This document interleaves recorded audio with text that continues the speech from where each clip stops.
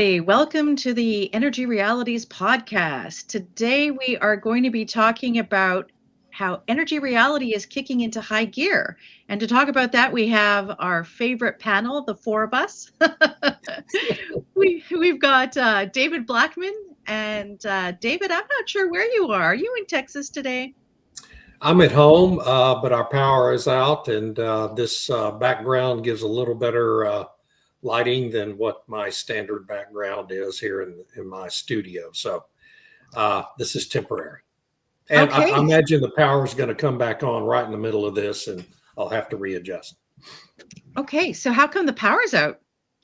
Big thunderstorm just came through. I got to get roofers out here today. It was a bad deal. We had some 60, 70 mile an hour straight line winds and a lot of fun. Wow, did they name the storm or anything? No, we haven't gotten to that point in Texas yet, but I assume, well, we would have if the election had gone the other way. But now that we have sane people running the government, we probably will never get there, hopefully. Hopefully, fingers crossed. Hopefully. We also have today, of course, the irrepressible Irina Slav, who's in Bulgaria. Hi, Irina. How are you today? Hi, Tammy. I'm fine, thank you. It's not so hot anymore, so it's great. Yay, the extreme weather is over. For now, right? Yeah. Hopefully the tomatoes are growing well and that your garden is thriving. Oh, they're great. I was actually doing some tomato preserve earlier because there's been so much. That's a good problem to have. Yeah. Making salsa, I hope. That's the best. Now just, boil them a bit and make them ready for pasta and all sorts of stuff. Oh, excellent. Sounds good. Yeah. And we have Stu Turley. Stuart, are you in Oklahoma or are you in Texas today? I'm in Oklahoma today, but I did go to Texas over the weekend, and holy smokes, Batman, I'm tired. That's a lot of traveling. Are you sure you're allowed to do that? Have you exceeded your carbon credits yet? I don't believe in carbon credits. They believe in use to.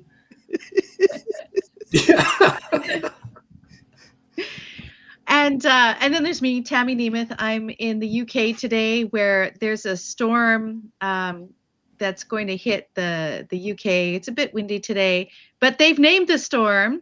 Apparently, we're supposed to be afraid. And the Met Office put out a warning saying, when there's high winds, don't open your door unless you have to.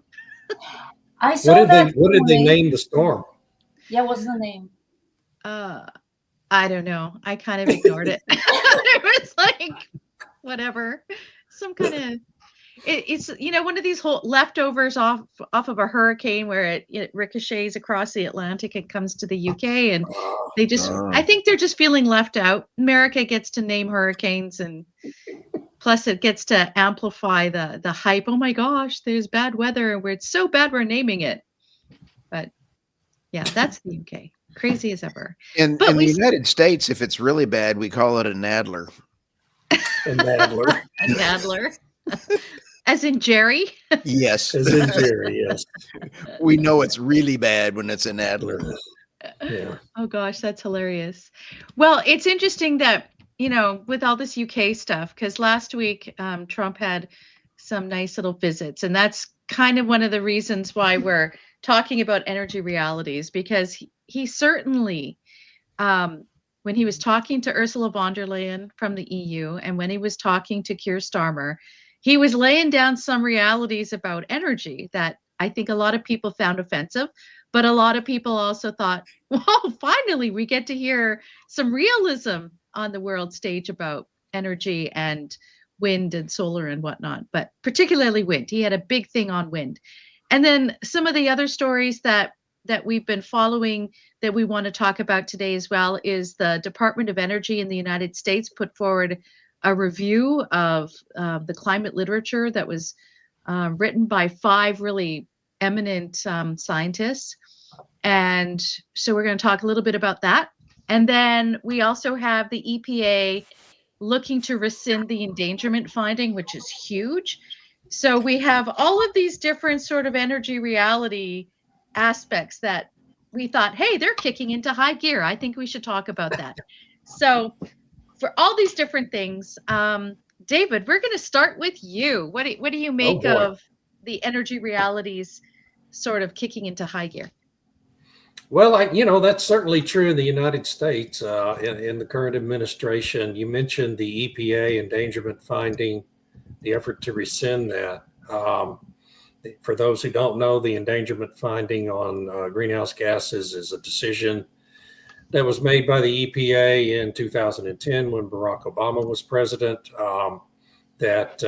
in which the EPA seized the authority to regulate carbon dioxide, plant food, the fundamental building block for all life on planet Earth, both plant and animal, as a pollutant under the Clean Air Act, which was a gross misuse of the Clean Air Act. Everyone recognizes this, even the authors of the Clean Air Act, the people who wrote it back in the 70s, admit that this was never the intention of that law to allow EPA to regulate carbon dioxide or water vapor, or methane is arguable, but even methane is not really a pollutant as defined in the Clean Air Act. It's a naturally occurring element here on planet Earth. And so all of it is an abuse of power that was facilitated by the Chevron deference, a legal doctrine that the Supreme Court just created out of whole cloth in 1984 that said federal courts have to defer to the judgment of regulatory agencies in their interpretations of these major environmental laws. And the Supreme Court revoked the Chevron deference last year. And so now the EPA is free to rescind that deference. Of course, it'll be challenged in the courts, but it's hard to see how any challenge is going to prevail because the whole thing is insane. It's just insane. Obviously, carbon dioxide and water vapor are not pollutants under any definition. It's just insane. And it's a tragedy that it's existed and remained a part of the law in this country for 15 years. So what would happen? Well, if EPA succeeds in this effort, then every element of the Obama and Biden climate policy agenda stands to be rescinded as well, because it's all based on that endangerment finding. We've got 15 years of overburdensome regulation of our economy, of auto emissions, tailplant emissions, et cetera, on and on and on. And all of that is now in jeopardy and will ultimately be rescinded if Republicans stay in power long enough. We'll see. Obviously, you're not going to get all that done in 4 years, but this administration, as my friend Tim Stewart correctly points out, is not a Republican administration. It's a disruptor administration. And these people that President Trump has appointed to these key positions are all disruptors, and they're all very aggressive in what they're doing, and they're moving with lightning speed that I know no administration in my lifetime has ever moved this quickly to install their agenda, and they've been extremely successful. And frankly, I wish them the best of luck and hope they succeed in everything they're trying to do. So that's my diatribe for this morning. I'm in a bad mood because my power is out of my house. And so, I'm sorry, everybody. I'm grumpy. I agree. Well, Irina, what do you make of what, when Trump was talking to Ursula von der Leyen and when he was talking to Keir Starmer about wind and how unreliable and everything it is? And, what are the implications there for the European Union's Green Deal if the United States suddenly, if they rescind the endangerment finding and they act on what this climate review report from the Department of Energy says, if they act on that, does that make the American companies more competitive? And would that affect the European Green Deal? Do you think that they would start to reconsider some of those things? Or do you think they've gone so far that it's difficult for them now to back off? First of all, these meetings were total humiliation of Ursula von der Leyen and all of us in the EU and of Keir Starmer. It was really, really painful to watch. But I was thinking about this directive, which I wrote about last week, in the context of these changes in the US and how the European Union wanted to enforce net zero plans on every big company that does business with the European Union. And when the Qataris said, no, we're not going to do it, they immediately amended the directive. But the Qataris want something more. They want the whole net zero planning mandate to be removed. They do not want to have to make net zero plans just to please the Europeans who need their gas. So how are American LNG companies different? They're not. They would not want to, spend money on devising net zero plans just to make the Europeans happy. So I think the EU will have to go back on this because they do not have a lot of options in gas. Yeah. They don't have a lot of options in oil either. They have made sure they don't have options. I mean, they have been actively working to not have options. Yeah. So now, I don't think they were thinking about this. They somehow assume that energy exporters will play along because climate change is so important for everyone and everyone knows it as well as the European Union does. This is not the case because energy reality is indeed kicking into high gear and more people at all levels of life are waking up, which we have been talking about repeatedly once again. And now, you guys, did you see the news report from Reuters? How a UN report finds out that UN reports are not being widely read. That's the greatest headline ever. I It's know. just I thought wonderful. it was a joke, but yeah, It was on Reuters. And I Wow. think it's the greatest demonstration of what's happening. Nobody cares about UN reports. In fact, I Googled that Guterres speech that we mocked, the horrible speech. It was only reported in 3 mainstream media outlets. Yeah. Hmm. So it's true. And this is once again evidence that people are tired. They're exhausted with the climate change, fear-mongering, which is bad news for the European leadership. Because, as I said, they do not have a lot of options. So they have to, tweak their regulations about net zero and emission tracking and emission reduction, especially now that the US is done with CO2 pollution, which is nonsensical anyway. And they will have to do it quietly. But I don't see how they could do it quietly because they've been really loud about it.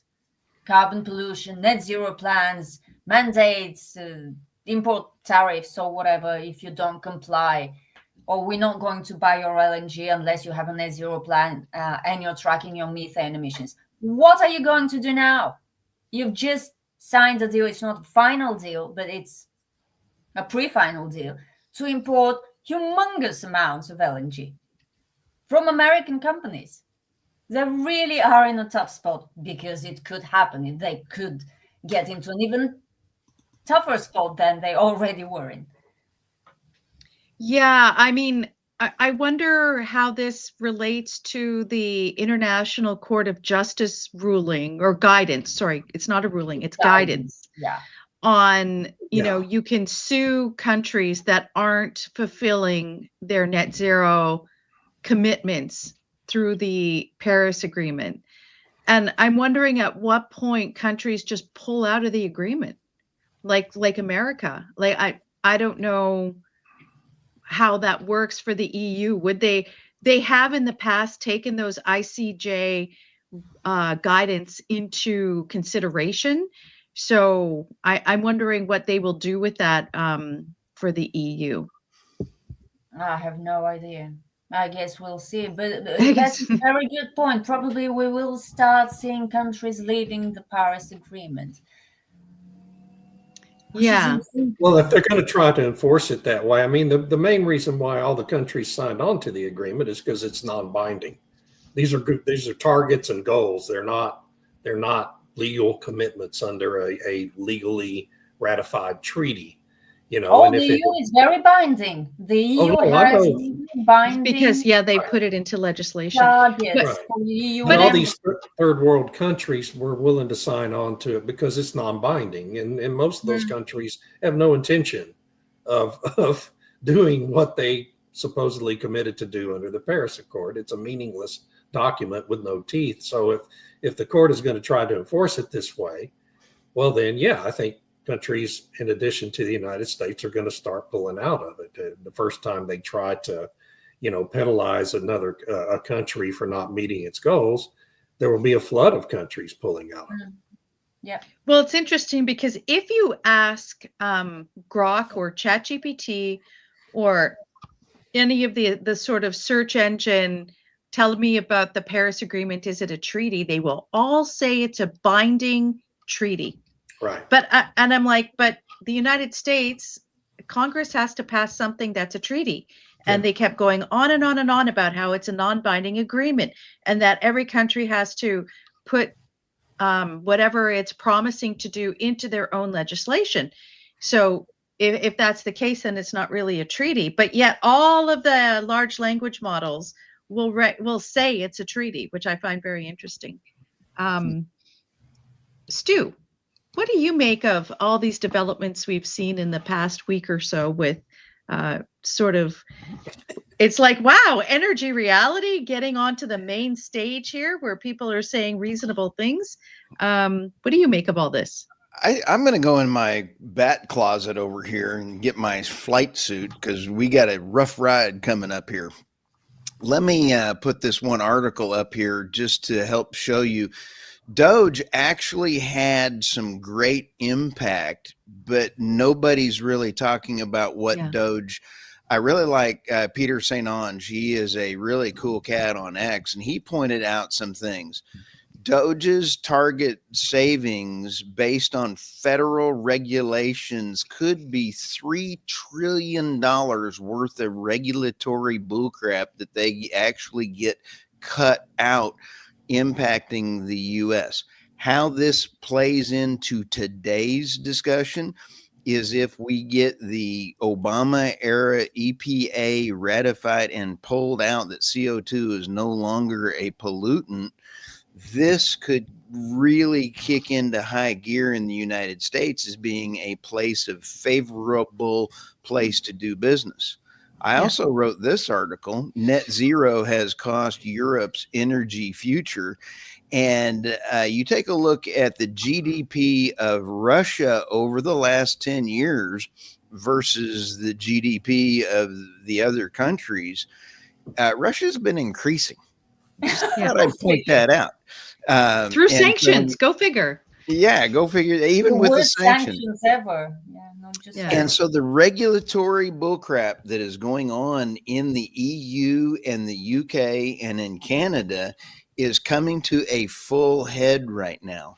And you take a look at the article that I put up here, France really for years was the poster child of nuclear until they wiped out their maintenance fees trying to get rid of nuclear.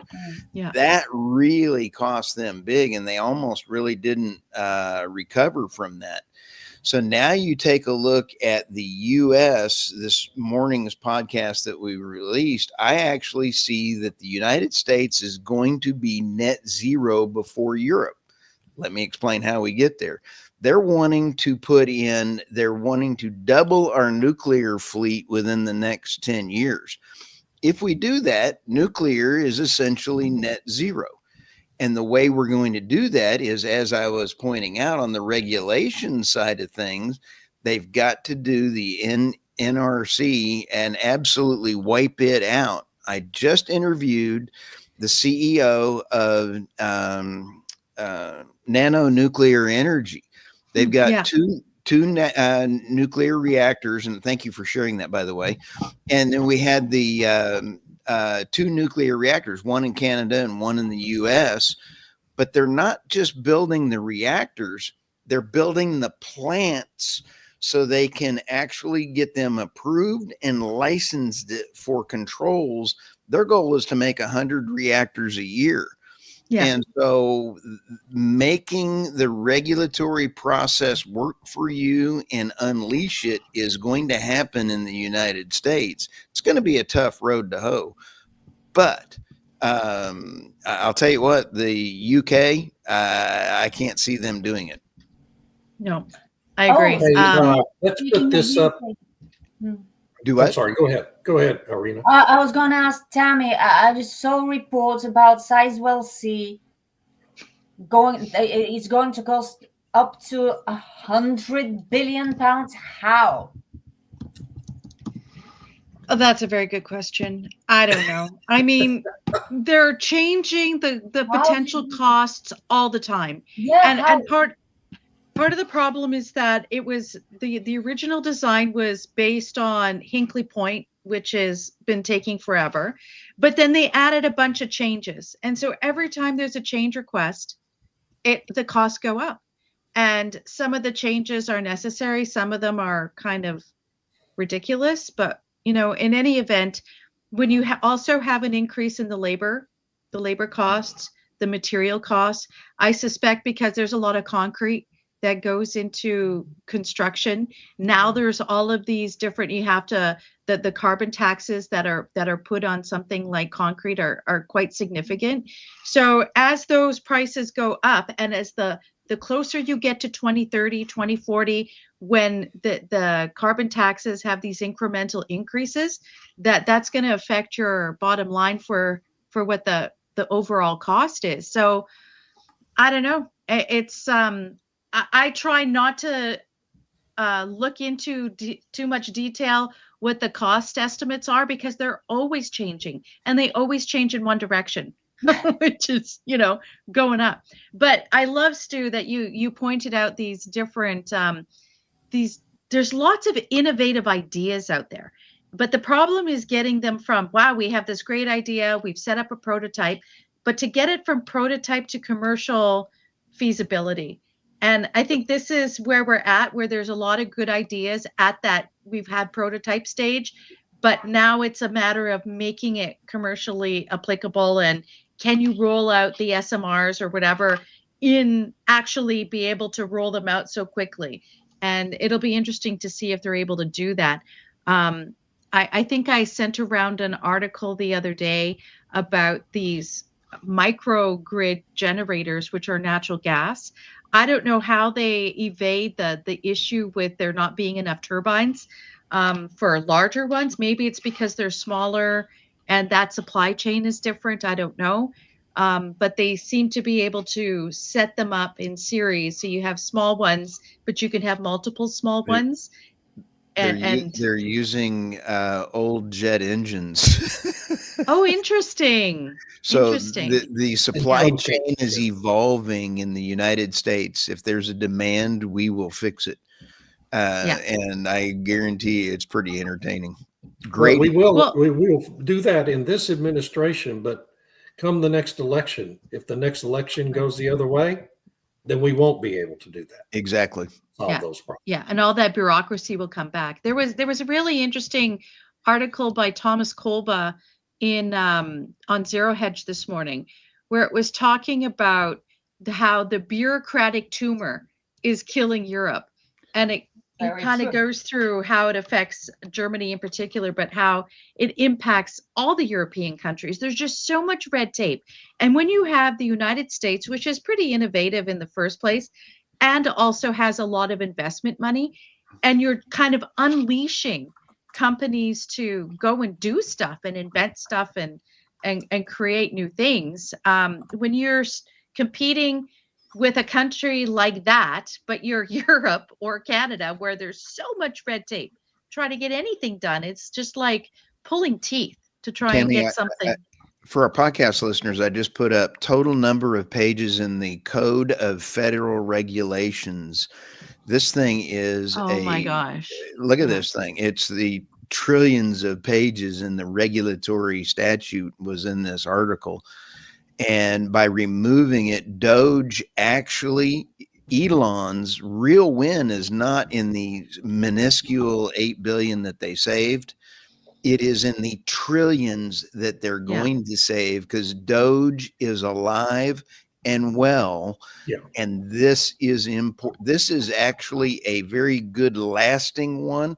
And I'm almost not wanting to call attention to this so that it survives and cuts out all the bureaucracy. If we keep calling attention to it, all of a sudden they wake up and go, wait a minute, we got to kill Doge now. No, don't. This is kill why, Doge. one of many reasons why it was a really good thing that Elon Musk got his butt out of the White House and went back to running his companies, because now Doge is free to operate behind the scenes, get all this work done quietly, and the media is off focused on Jeffrey Epstein. And so anyway, back to the number of pages, just one quick point. In the Code of Federal Regulations, Robert Bryce, our friend, last year calculated, added up the number of words that had been added to the Code of Federal Regulations by the Biden apparatchiks just in the first quarter of 2024, strictly relevant to power generation. And it was over 1 million words in regulatory language that had been added to the CFR in the first quarter of 2024. That's how busy the Biden administration was trying to destroy our economy and our energy sector. Wow. Oh my gosh. But you know, if you look at net zero, and how much extra regulation and red tape it brings in, and I was thinking in terms of the EU Green Deal in all of these directives, and now you have to do like their corporate social sustainability directive. It's just insane the amount of paperwork that's required, and the companies were like, we will die under this avalanche of red tape. And so the EU kind of, we'll stream it back a little bit. We'll reduce the number of data points you have to report on. But it's like there were so many that even the reduction that they're proposing is still quite a lot that companies have to do. Right. And I want to comment on Rodney McInnes had a comment on here quite a little while ago about the insanity. He said, speaking of insanity, scientists fail to point out that methane and nitrous oxide have their absorption spectrums nearly drowned out by natural water vapor's absorption due to the overlap in concentrations. And this means they have negligible effect on global warming. Right. So I often hear the scientists talk about water vapor. And the reason I want to mention this is because the EU started by saying airlines must monitor their emissions and they get taxed on their emissions and so on. But now they're saying airlines have to monitor their water vapor. So when you see the contrails and the water vapor created by airlines, they now must monitor it and they're going to be taxed. There's going to be a tax on water vapor. On water vapor, because they're saying that the water vapor creates clouds, which creates warming, and that's the big issue, is we have to stop the cloud formation and the warming. So now they're going to go after airlines starting, I think, next year, where they're going to have to be reporting on their water vapor, because next year, so the international airlines have been exempt from doing the carbon tax, but now the international airlines next year flying into the EU will have to pay the carbon tax and monitor and pay for their water vapor. So that's where this leads, right? Wow. It's just like you think it's one thing, and once they get all that in order, then they start adding more. So that's the EU for you, always adding more things to Yeah, but it's a huge bureaucracy. These people have to, earn their salaries. And the only thing they can do is look for more things to regulate, for which, the whole net zero ambition is very useful, because where could we look to regulate something more, to save the planet, to prevent climate change. And I think this will speed up the collapse of the European Union, because it's like a tumor, this European bureaucracy. Correct. And it will eventually either eat its host, which is the European Union and all of us, and everyone who does business with the European Union, or just collapse under its own weight. It's unsustainable, literally. This is amazing. In the article you pointed out, the new EU also sets up rules how to estimate carbon footprint of sustainable aviation fuels, which can be produced from biofuels, organic waste of green hydrogen, green hydrogen, any fuel whose life cycle carbon is at least 70% of that is standard kerosene will be rated as zero emissions. This is bull hockey. I know. Yeah. Wow. And so, that the EU has already passed this law that where you can't fly between capital cities in the EU if they're under a certain distance. You have to. Yeah. That was part of the EU Green Deal directive after the Russia invaded Ukraine. So they added this bit. So I was listening to a podcast where this guy's like, I had a meeting in Berlin and then I had a meeting in Rome, but I wasn't able, and they were on the same day, and he had to hire a private jet to fly between Berlin and Rome because he couldn't there wasn't a short haul flight. Those short haul flights you're supposed to take a train. So if I want to travel from Sofia to Bucharest, which is if it's too short, it's not allowed. It's about 500 kilometers, if that. It depends on how long the flight is, because it's basically very short. It's so less than 2 hours, I'm sure. But the problem with this is if I was in this gentleman's situation, I will have to take a train, but there's only one train a day going from Sofia, or two maybe, from Sofia to Bucharest, and it takes about 12 hours. Yeah. So I think the way it works is that each nation has to implement that directive within their own legislation. Okay. So I know Germany did it, France did it, probably Italy. So if you guys are just new to the EU and you haven't yet adopted that, maybe it'll still be allowed. We'll pretend we don't know about it. Right. Pretend you don't know. But the problem is that, they don't want people to fly. Except if you're a climate activist, because then if you're an activist and you're flying, it's okay. I think we have a video on that, Tammy. I think you do. I think we can. Let's check out the most environmentally friendly woman on the planet. Let's check her out. Keep her carbon footprint down. She says climate change is killing the coral reef as she lathers on sunscreen and snorkels in the reef. She once chained herself to a tree for the selfie. She said the world would end in 10 years, 30 years ago. She flies to climate conferences, first class. She uses crystals instead of deodorant. She once lectured a starving African boy mining for cobalt, how he is stealing her childhood. She's plant-based, unless someone orders wings. Her armpit hair has dreadlocks. She doesn't have any actual kids, but has adopted 7 Haitian families to come live in your town. Her catchphrase is, "How dare you?" She refuses to drink bottled water unless it's from Coachella. Instead of driving, she runs in Nikes made by Uyghurs in a Chinese concentration camp.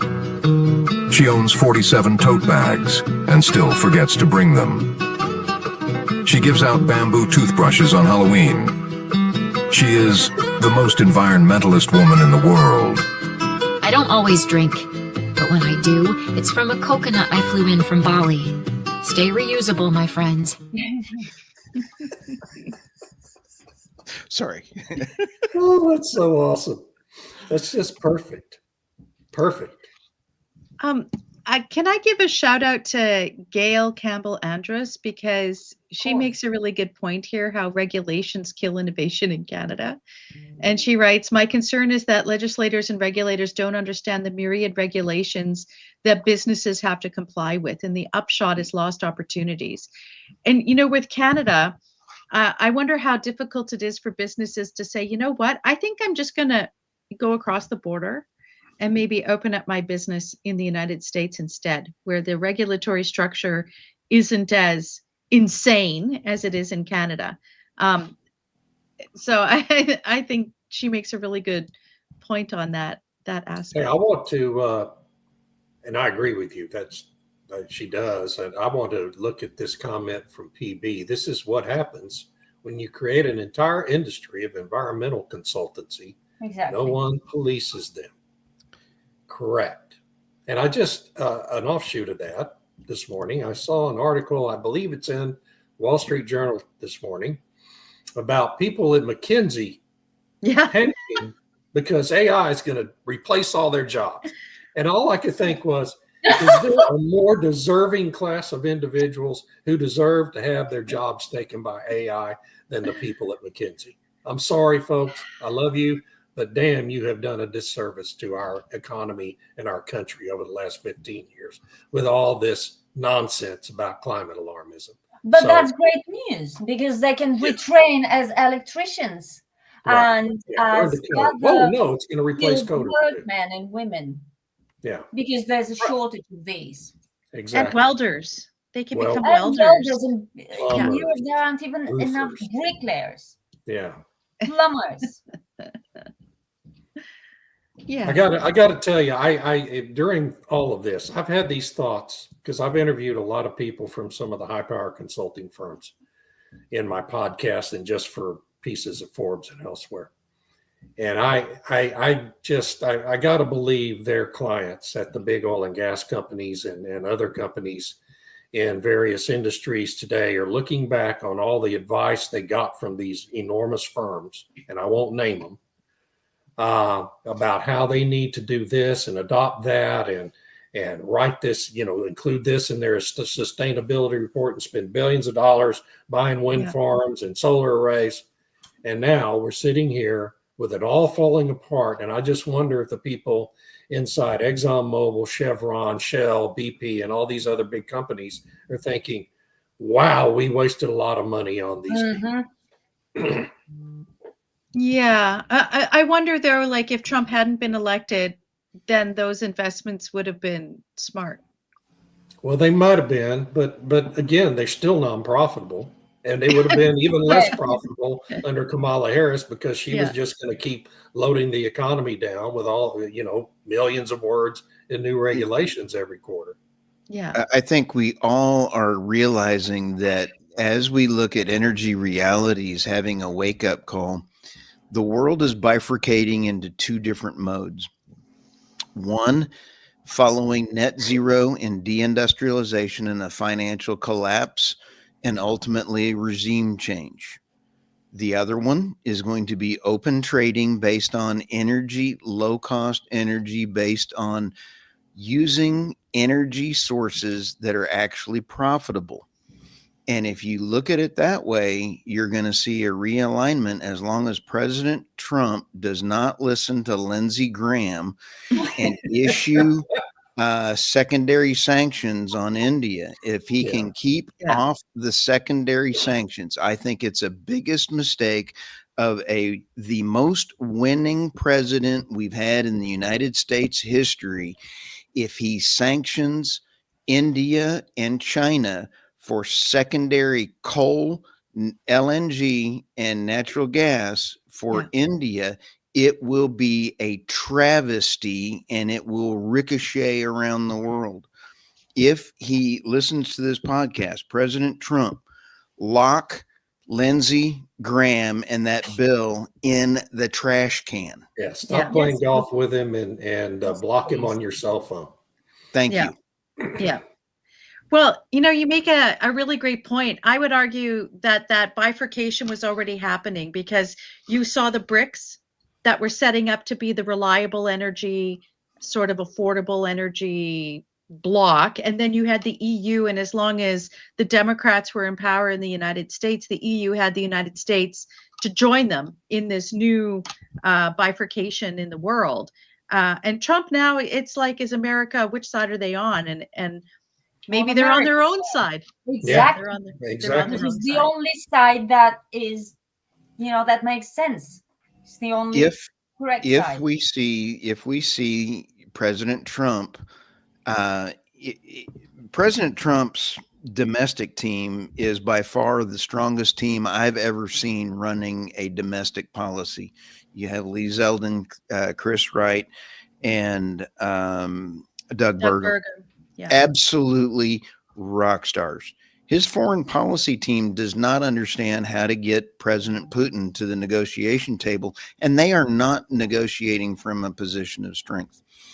If the United States can get through the Russian ending of the Russian war, I believe President Putin has telegraphed to the world several times on several interviews that I've watched. He wants to do business. He does not want war. And he has been doing what he does best, and that is take care of Russia. I don't have a problem with that. I think that the big problem is how NATO encroached on Russia. That's the quiet part nobody's talking about. Yeah, Well, we wouldn't like it much in America if Russia and China. In fact, we've seen Trump administration respond to it. If Russia and China had brought Mexico and Cuba and Canada into some military alignment, international alignment. And those build military bases along your Right. border. Exactly. Lots of Exactly. Cuban And we Missile never Crisis. look at it from Russia's point of view here in our country, and it's a travesty. Yeah, but the Yeah. problem is you don't. I'm sorry, and don't take this personally, but I don't think you have the kind of professional diplomats to handle such a situation, for the reason that for the last 30 years, American foreign policy has been very Bullyish. expansionistically Yes. oriented, shall we put it like this? I'll say the quiet part. I'll tell you Starting what, with the Neocon. CIA should no longer be in existence. And it is absolutely not elected bureaucrats pulling all the shenanigans. Well, you have an elected in the form of All Lindsey Graham, bureaucrats who's are doing unelected. stuff. So, but even But- elected people are, pushing certain agendas and whatnot. And Exactly. yeah, I think you need to have a clear idea. I don't know if is it the fact that Putin doesn't want to come to the table, or that the people who are behind Zelensky don't want a deal. Is the latter. Who are the people You really behind want my honest We all opinion? know I'll it. give you their Ukrainians are initials. protesting. How did we get to geopolitics and the war in the Ukraine again? I don't know. Yeah, I don't know. We always- Okay. let's move let's- on to the Let's stories. move on to headlines. Our headlines. You know what, Yeah. Stu? You always end up being last, so let's start with you today. Oh, I wouldn't go that far. I'm best last. In fact, I've got a face for radio. In fact, where are my slides? Let's see Your here. slides aren't even in there, Stu. Slides aren't even in there. What the heck? What had happened? What did you do? Oh, Oh, there you go. Oh, there you go. we've already covered the story that I had for today, and that is net zero. Boom, crowds going wild. But nano nuclear. It was a very interesting interview with James as the CEO of Nano Nuclear, a publicly traded company. If they can get past the regulatory issues, we stand to really make modular reactors a real thing. And I'm going to be watching this one. And Jay, I interviewed him about a year ago, and he is the founder of Nano Nuclear, and hats off to them. They could change shipping. Their nano nuclear could actually work on ships. They're the size of an 18-wheeler. I mean, it is a phenomenal nuclear reactor technology, and they're building the plants the same time they're getting their first two licensed. This, to me, is a solution.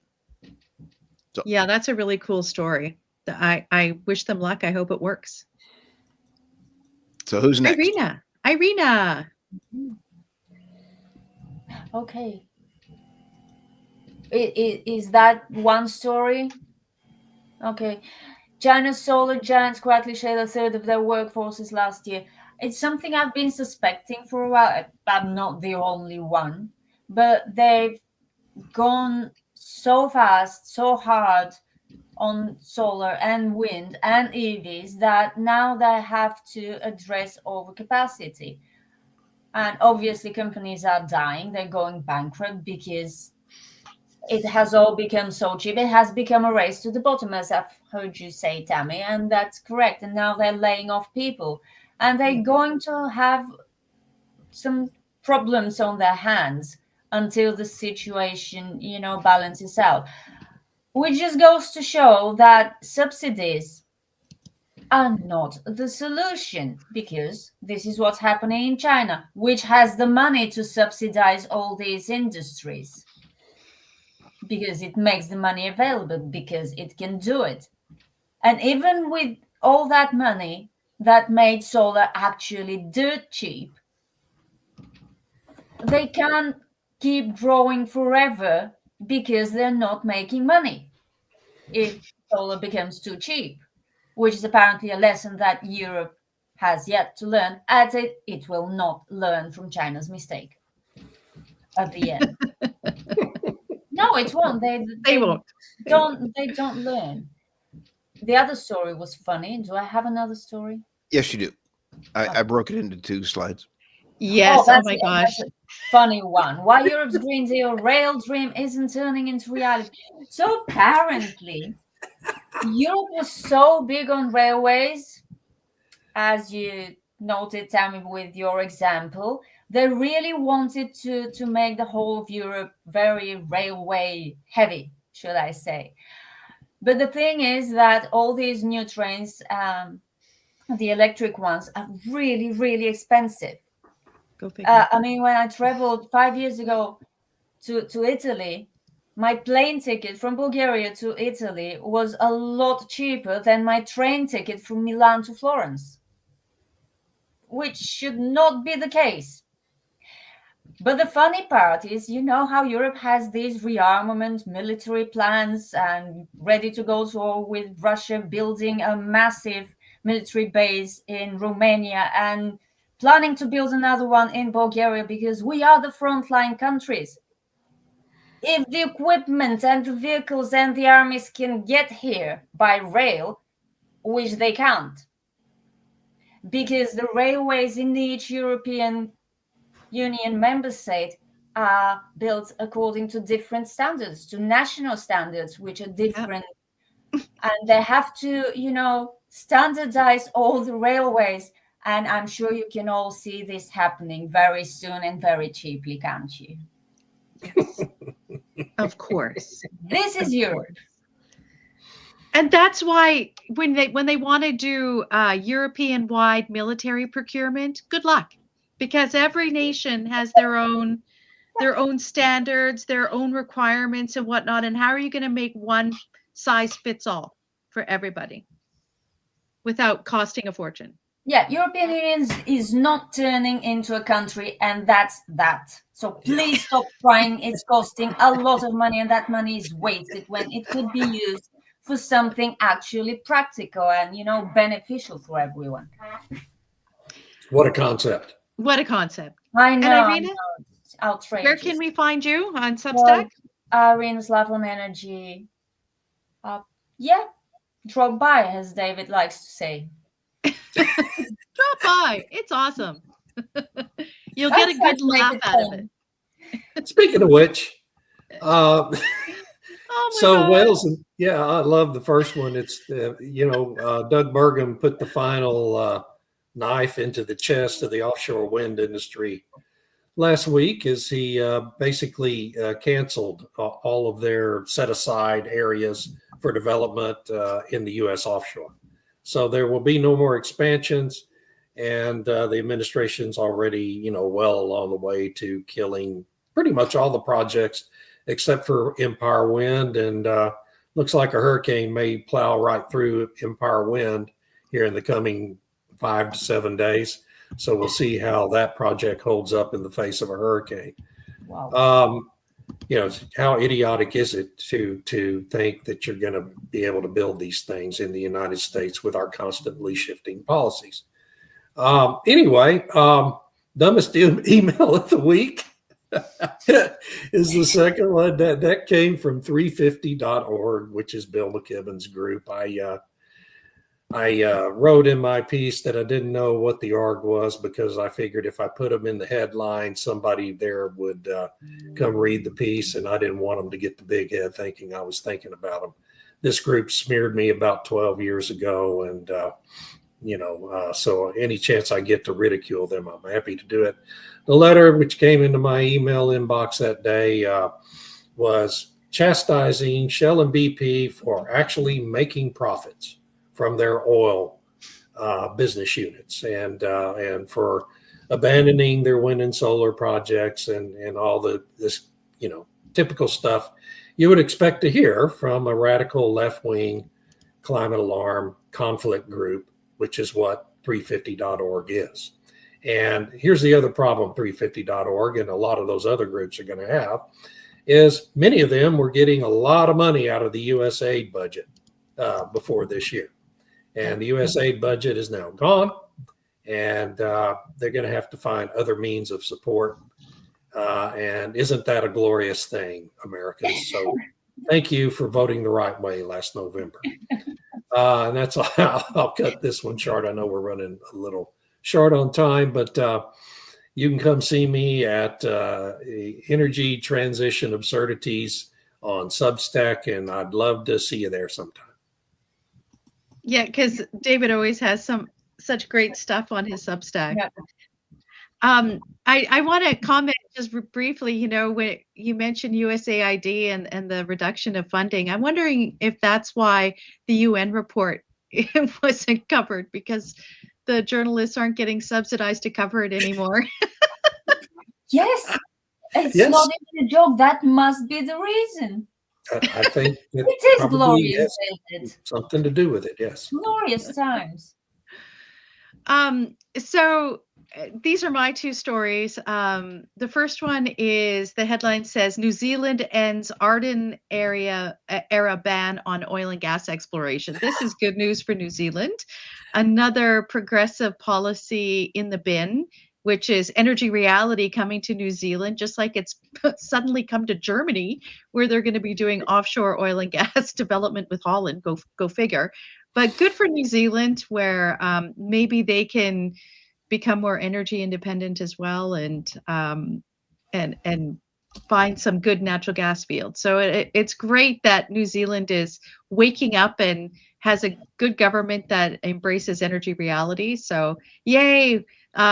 Energy reality is kicking in around the world, not just in the United States and Europe. Way to go, New Zealand. And then my second story was in the Western Standard, and the title is Case to be Made, Tourmaline and Uniper sign 8-year natural gas deal for European supply. Uniper is a German energy provider, and they've signed this 8-year contract with Tourmaline. Now, Tourmaline is the largest natural gas producer in Canada, and a lot of it is in the Montney Formation, which covers the sort of northwest corner of Alberta, northeast corner of British Columbia. But, there's no pipeline that puts natural gas to the East Coast in Canada, of course. In 2022, when Olaf Scholz showed up to Canada begging to get natural gas and LNG, Prime Minister Trudeau famously said there's no business case for it, and there's no way you get a pipeline.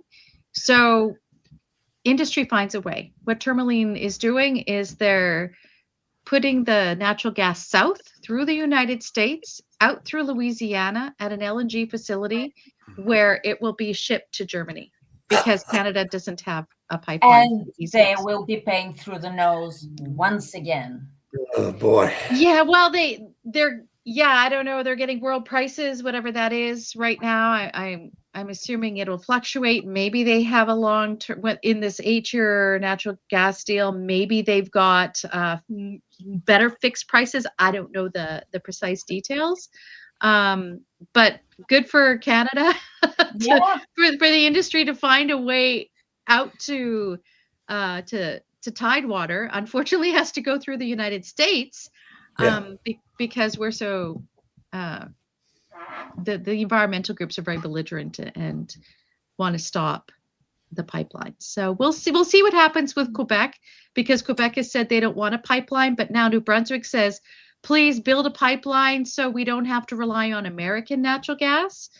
New Brunswick is on the East Coast, and they want a pipeline to be extended from Quebec City and Montreal, which gets natural gas from Alberta, and build it out to New Brunswick, which could also then go to Tidewater and build an LNG facility at some point in the future. And the Quebec premier last week said, well, maybe we'll think about it if there's consensus.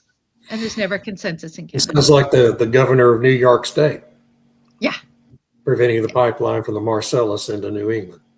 That's right. Yeah. Same It's kind pretty of much the same idea, where you get one state or one province that holds it up for others, which in a nation shouldn't be happening, but whatever. While benefiting from an already existing pipeline that feeds gas into their province. Right. So, yeah. That's not hypocritical at all. Not hypocritical at all. And one of the interesting things about Quebec is that at the same time, they've now banned, by 2040, there will be no more new natural gas allowed for home heating in the province. So I don't know how are they going to do electric heating? I don't know. Pretty stupid. Holy moly. Yeah. So this is my Substack at the nemethreport.substack.com. I try to post every week now that I'm back from holiday. So last week I did one on the amazing Peter Foster and his writings, and this book from the early 90s where he talked about the creation of Canada's national oil company, Petro-Canada, and just how it's the 1970s all over again. But yeah, so check that out if you have an opportunity. And that's it for this week. Hey, Thank one you, last everybody. comment from Rodney McInnes that I really like. Perhaps we need to identify the organizations that these abusive politicians hang out at. We're looking at you, WEF, and declare those organizations some form of terrorist organizations. They are terrorist They organizations. are. Yeah. They're economic terrorists. Yeah. Well, I mean, the World Economic Forum is undergoing a rebranding now that Klaus Schwab is being thrown under the bus. So we'll see. We're going to blame It was it all all him. on us. Yeah. Yeah. Thanks for all the comments, everyone. They were all great. Yeah, that was awesome. Thank you, everybody. Have a wonderful week. Thank you, Stu. All right. Thank you. Everybody. Hey, it was a lot of fun. Hey, Bye. we will see you guys next week. Yep. Thank you. All right. Bye. Bye.